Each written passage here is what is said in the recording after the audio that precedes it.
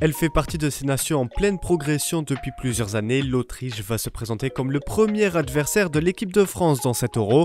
Mais autant l'annoncer immédiatement, les hommes de Didier Deschamps ne disputeront pas une partie de plaisir face à la sélection entraînée par Ralf Rangnick. C'est parti pour notre zoom sur l'Autriche.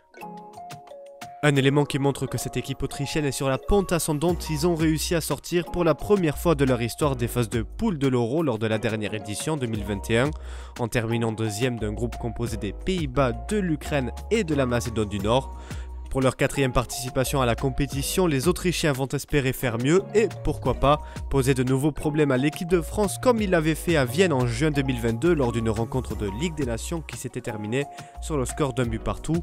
En revanche, les coéquipiers de Marcel Sabitzer vont devoir faire sans leur joueur majeur et capitaine David Alaba, victime d'une rupture des ligaments croisés du genou gauche en décembre dernier et donc absent de la liste des 26. L'équipe type de cette formation autrichienne qui devrait évoluer dans un 4-2-3-1 avec en gardien de but Patrick Pence, le gardien de Brøndby, une défense composée de Stéphane Porsche de Bologne, de Kevin Danso qu'on connaît en Ligue 1 puisqu'il évolue au RC Lens, de Maximilian Wöber du Borussia Mönchengladbach et de Philippe Mouenet de Mayence.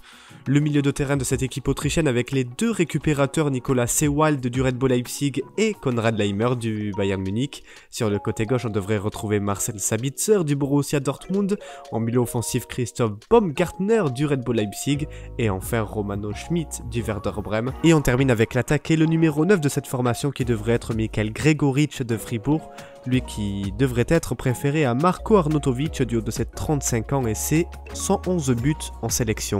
Et c'est vrai que cette équipe autrichienne a de la qualité, mais si on doit sortir un joueur du lot dans cette formation, c'est bien Marcel Sabitzer, auteur d'une campagne de Ligue des Champions très réussie avec le Borussia Dortmund.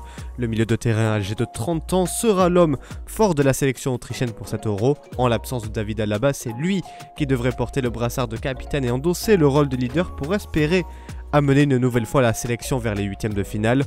Du haut de ses 78 sélections, il possède ce côté polyvalent permettant à son sélectionneur de le faire évoluer autant sur le côté gauche que dans la paire de milieu ou même encore sur le côté droit.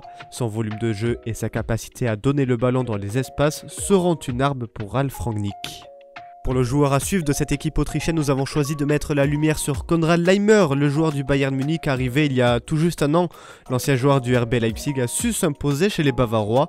Lui aussi capitaine potentiel en l'absence de David Alaba, il va être également l'autre plaque tournante de ce milieu autrichien avec un volume de jeu à la hauteur de son talent et de sa polyvalence.